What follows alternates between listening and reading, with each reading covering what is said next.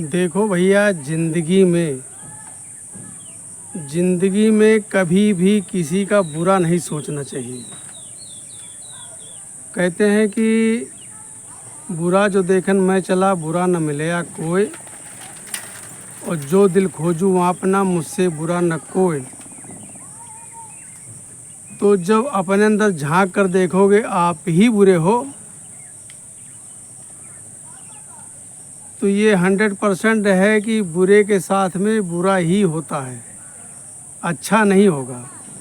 आप पूरा इतिहास उठा करके देख लो, जिसने किसी के साथ छल कपट या बुरा व्यवहार, बुरा बर्ताव किया है, तो अंत में उसका बुरा ही हुआ है। ऐसे मैं बताता हूँ, एक गांव में राम कुमार और श्याम कुमार 2 भाई रहते थे, और दोनों भाइयों में बड़ा प्यार था, बहुत ज़्यादा प्यार था दोनों भाइयों में। तो राम कुमार जो थे वो बड़े थे और श्याम कुमार थे छोटे। राम कुमार के 2 बेटे थे, 2 बेटे, और श्याम कुमार की कोई संतान नहीं थी। श्याम कुमार मियाँ बीवी दोनों बहुत सीधे थे, और श्याम कुमार की बीवी अपनी जिठानी को, उनकी सास तो थी नहीं, ना ससुर थे, दोनों भाई थे। तो श्याम कुमार की जो बीवी थी, अपनी जिठानी को अपनी सास समझ करके उनकी सेवा करती थी, और उनके जो है बताए हुए चिन्हों पर चलती थी। लेकिन जो राम कुमार की पत्नी थी वो थोड़ा हाई लेवल की थी, हाई लेवल की। उसके दिमाग में यही बात था कि इसके अगर बच्चे हो जाएंगे तो ज़मीन जायदाद, घर मकान, हर जगह हिस्से बढ़ जाएगा। तो डेली भगवान से दुआ करती कि भगवान इसके कोई संतान ना हो। अच्छा, श्याम कुमार भी अपने भाई के साथ में काम धंधे में हाथ बटाता था, और उनका काम था कि बाज़ार में सब्ज़ी लगाते थे, और ख़ुद के पास भी खेती बाड़ी थी। खेती बाड़ी में सब्ज़ी उगाते और ले जा कर के दोनों भाई बाज़ार में बेचते। दोनों भाइयों में बहुत प्यार था। तो जब कभी कोई ऐसा समस्या आती कि भाई छोटी बहू को कुछ होने वाला है, तो वो राम कुमार की औरत ही उसको डॉक्टर के यहाँ ले जाती, और बिना कुछ कहे डॉक्टर के पहले जेब में डाल देती, और उसने डॉक्टर को पूरी कहानी बता रखी थी शुरू से। तो यूँ कह लो कि उसने डॉक्टर को ख़रीद रखा था, और डॉक्टर भी कोई ऐसी दवा देता कि उसका छोटी वाली जो थी श्याम कुमार की बीवी, उसके गर्भ में ही सारा मामला हिसाब किताब बिगड़ जाता। ऐसे करते करते बहुत दिन बीत गए। जब बहुत दिन बीत गए तो एक दिन उसकी तबीयत थोड़ी सी वो हुई। तो श्याम कुमार ने कहा कि चलो आज हम ही दिखा लाते हैं। तो राम कुमार की औरत कहने लगी, भैया खेतों में बहुत काम है, तुम्हारे भाई अकेले काम में लगे, जाकर के वहाँ खेतों में काम कराओ, और जो है हम इनको दिखा लाएंगे। तो श्याम कुमार ने कहा, नहीं भाभी, आज हम ही लेकर जाएंगे, आज हम ही दिखा लाते हैं। फिर वो जिद करने लगी, तुम्हारे हमारे पर विश्वास नहीं है, हमारे पर भरोसा नहीं है, हमारे ऊपर यकीन नहीं है, दुनिया भर की कहानी गढ़ने लगी। थोड़ा सा देखो, ऐसा ना, जब कोई किसी के साथ चाल चलता है ना, तो 1 बार चलेगा, 2 बार चलेगा, 3 बार चलेगा, कभी ना कभी थोड़ा सा शक पैदा हो जाता है। तो वो चला गया, खेतों में चला गया अपने भाई के पास। लेकिन उसका दिमाग इसी में रहा कि हमारी भाभी डॉक्टर के यहाँ ले करके जाएगी, और हर बार डॉक्टर के यहाँ ले जाती हैं, डॉक्टर कोई न कोई कहानी बना देता है, और पता नहीं कब हमें बाप बनने का सुख मिलेगा।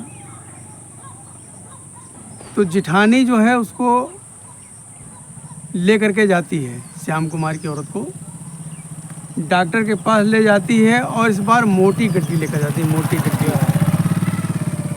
मोटी गड्डी लेकर के जाती है और डॉक्टर को दे देती है कि डॉक्टर साहब आज इसका परमानेंट इलाज करना है, परमानेंट इलाज करना है आज, ये देख लो। मतलब आज इसके बच्चेदानी ही निकाल करके साफ कर दो, ताकि ना रहे बांस और ना बजे बांसुरी। कैसे कैसे लोग देखो, डॉक्टर भी आजकल बिकते हैं। किसी ज़माने में डॉक्टर को भगवान कहा जाता था, लेकिन आजकल भगवान नहीं है। उनको रुपया चाहिए, रुपया देते रहो, तुम्हारे शरीर के साथ में वो खेलते रहेंगे। आजकल डॉक्टरों का ये हाल है। तो श्याम कुमार की बीवी ने डॉक्टर की जेब गर्म कर दी और डॉक्टर को सारा बता दिया कि आज ये सब निपटारा कर ही देना है। उधर श्याम कुमार का मन नहीं लग रहा था। उन्होंने कहा भैया भाभी ज़रा ले करके गए अस्पताल, तो मेरा विचार कि हम भी देखाते हैं। तो उसने बोला जाओ देखाओ।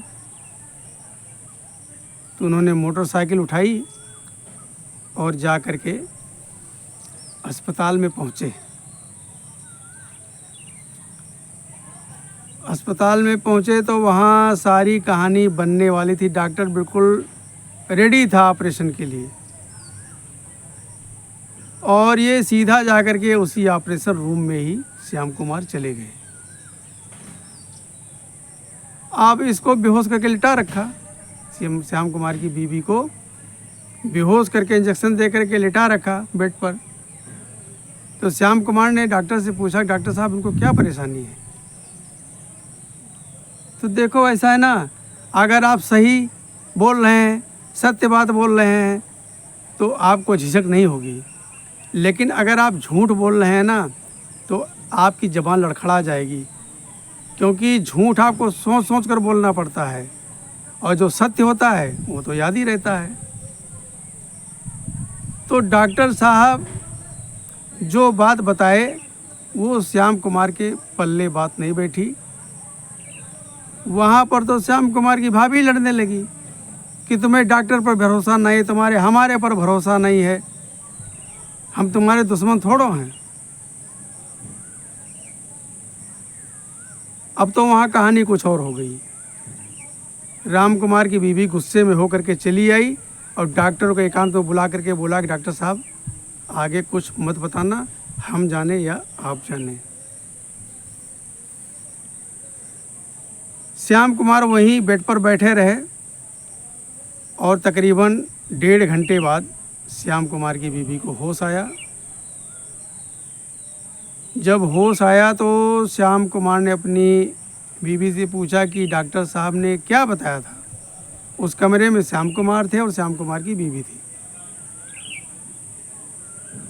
तो उसकी बीवी कहने लगी कि डॉक्टर साहब ने चेक किया और बताया कि तुम्हारे बच्चेदानी खराब हो गई है और तुम कभी माँ नहीं बन पाओगी। बच्चेदानी निकालनी पड़ेगी, नहीं तो कैंसर की शुरुआत हो गई है, तुम्हारी जान का खतरा है। श्याम कुमार ने कहा कि अचानक कैंसर बन गया, अचानक ही बच्चेदानी खराब हो गई। अभी 2 महीने पहले सब ठीक ठाक था, और 2 महीने बाद भगवान ने फिर सुना तो यहाँ आए तो बच्चेदानी खराब हो गई। वो गर्भ से थी, गर्भ ठहर गया था। श्याम कुमार अपनी पत्नी को लेकर के अपने घर आए और बोले कि भैया ऐसा करते हैं कि हम बहुत दिनों साथ रह लिए, तो ऐसा करते हैं कि अब हम कर लेते हैं ज़मीन जायदाद मकान के हिस्से। राम कुमार कहने लगा भैया ये क्या हो गया, भाई घर के मालिक तुम ही हो, सारा देख रेख तुम्हारे हाथ में, हमारा क्या है। कह लगे नहीं भैया ऐसा है कि अब मेरा दिली इच्छा है कि अब अलग रह लेते हैं। भाई दिल से तो हम एक ही रहेंगे, परिवार एक ही रहेगा, केवल थोड़ी दूरी तो बढ़ जाएगी। तो थोड़ा सा ऐसा करते हैं कि आप अपना अलग कर लें और हमारा अलग कर दें। तो जब घर बांटने का नंबर आया तो श्याम कुमार ने कहा कि भैया ऐसा करो कि आपके 2 बेटे हैं, हमारे तो कोई है नहीं। ये पीछे ट्यूबवेल लगा हुआ है, ये राम कुमार का ट्यूबवेल है।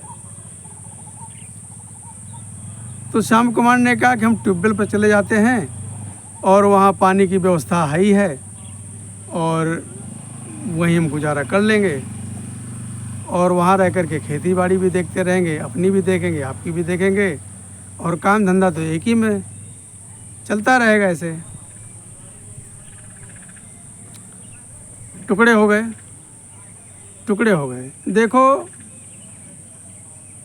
जब किसी न किसी के मन में कोई छल कपट होगा तो ये समझो कि भैया टुकड़े होने निश्चित है।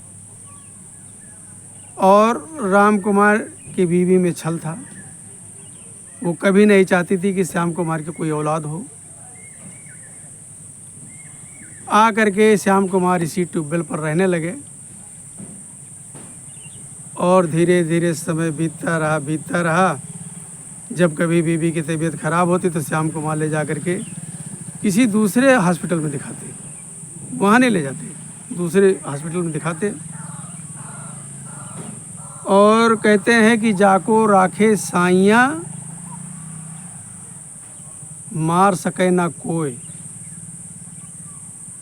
श्याम कुमार के इसी ट्यूबवेल पर एक छोटी सी कन्या ने जन्म लिया, लक्ष्मी आई।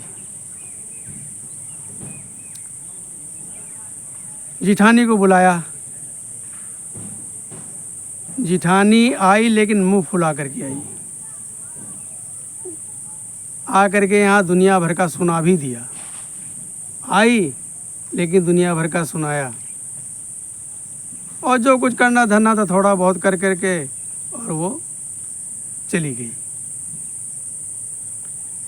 समय बीतता रहा और लड़की भी धीरे धीरे चलने लगी। वो लड़की हो गई धीरे धीरे 4 साल की। राम कुमार का जो बड़ा लड़का था तो ये संयोग की बात है, उसका एक्सीडेंट हो गया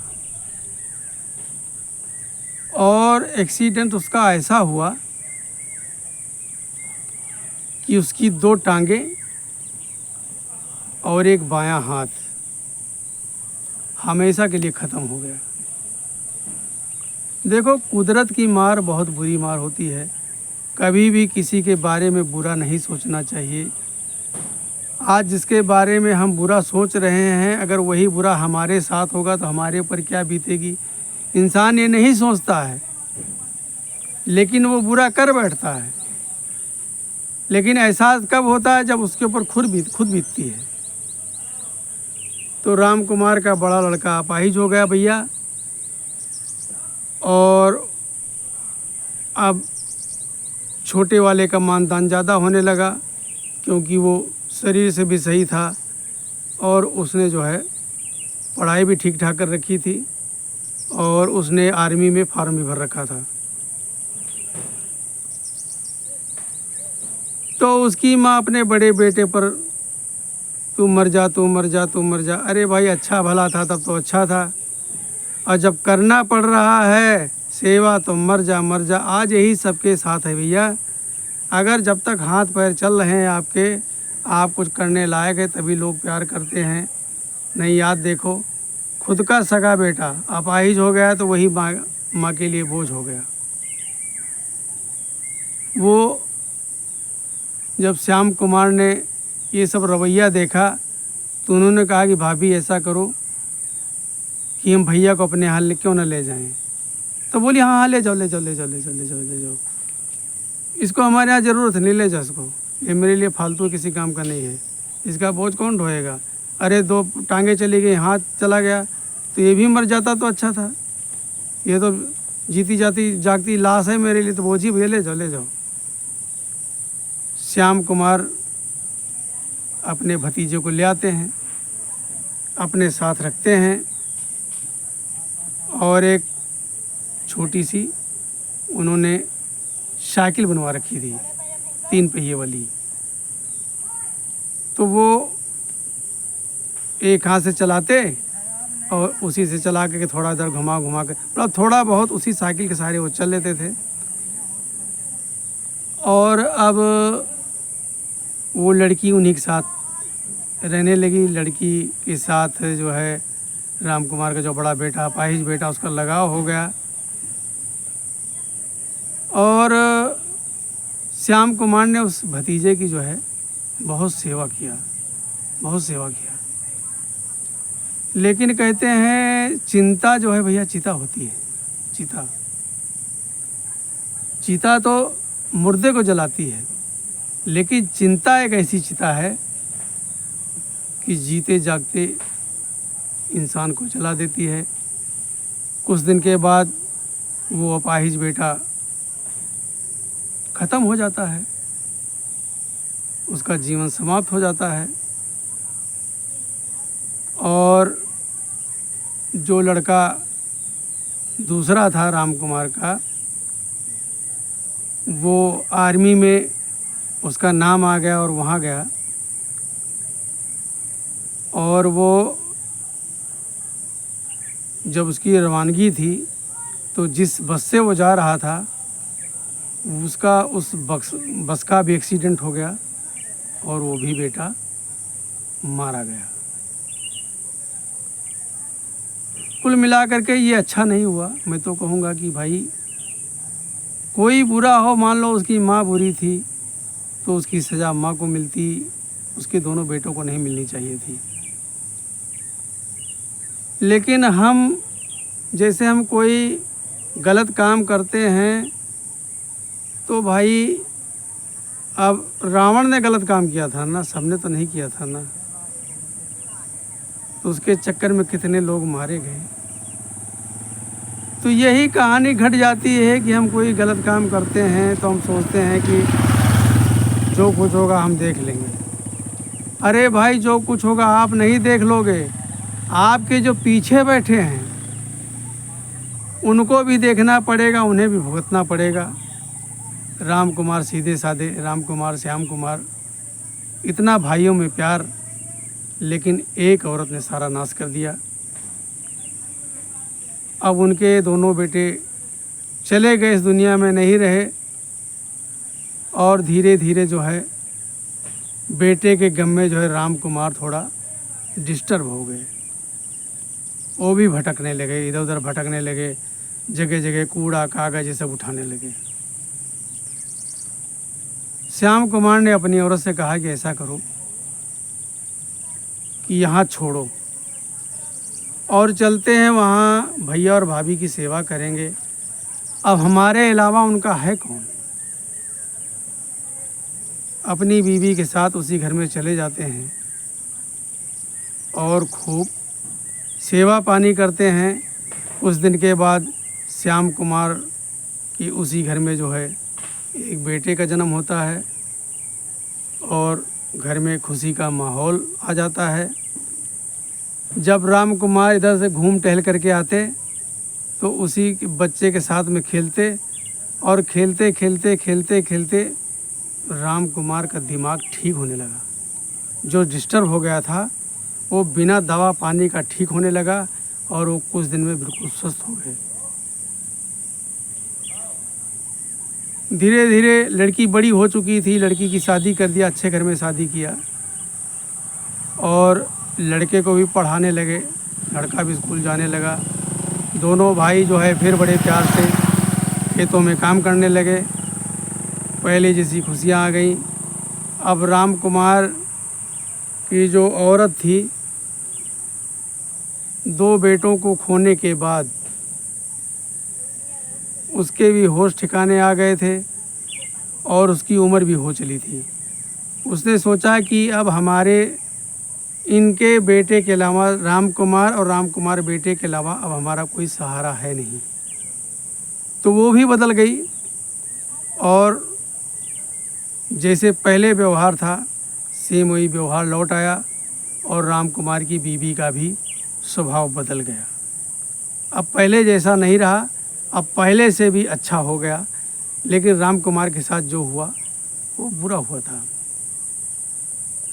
तो दोस्तों, हमने ये देखा है कि हमें किसी के साथ कभी बुरा नहीं करना चाहिए, कभी भी बुरा नहीं करना चाहिए। भाई ना करो, आपसे नहीं बनता है, नहीं करना चाहते हैं तो मत करो, लेकिन किसी के साथ में बुरा मत करो। बुरा का ही बुरा होता है, ये इतना याद रखो। और मैं कहता हूँ कि सबके घर में सुख शांति रहनी चाहिए, और सुख शांति कब रहेगी? जब आपस में प्यार रहेगा। किसी ने कहा है कि प्यार जगत में सार, प्यार जगत में सार, दूसरा सार नहीं, दूसरा कोई और चारा नहीं है, प्यार ही है जो सबको जोड़ कर रखता है। तो सब आपस में प्यार से रहो, एक दूसरे को अपना समझो। मानो एक ही तो है भाई। हम इस घर में पैदा हुए, आप उस घर में पैदा हुए। हमने इस माँ की कोख से जन्म लिया, आपने उस माँ की कोख से जन्म लिया। अगर कुल मिला करके छानबीन किया जाएगा ना, तो हम सब एक ही तो हैं, एक ही तो हैं। तो इसीलिए तो कहते हैं कि हम एक ही परम पिता की संतान हैं। तो यही मान करके सब लोग एक रहो और भाईचारा बनाकर रखो। नमस्कार।